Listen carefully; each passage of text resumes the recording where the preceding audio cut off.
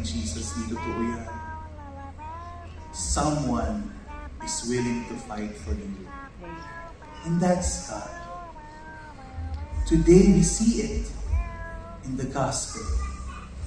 Jesus stepping in to fight for us.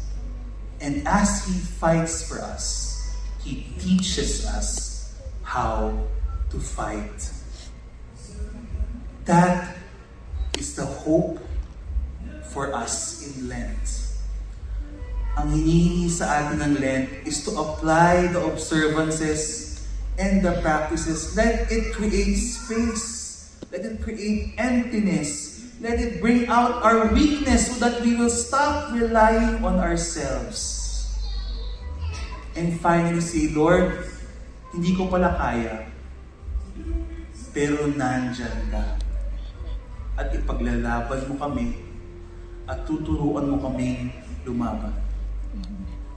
And hopefully, with that renewal, we will rediscover our own courage. Hopefully, after Lent, hindi lang tayo nag-succeed sa ating mga sacrifices, but we will start revisiting. Ano ba yung mga laban sa buhay ko na sinukuan ko na?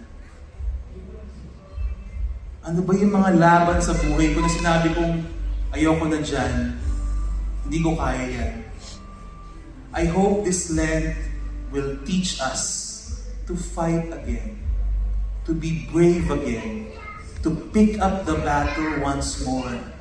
Dahil nariyan ng Diyos, lumalaban siya kasama natin.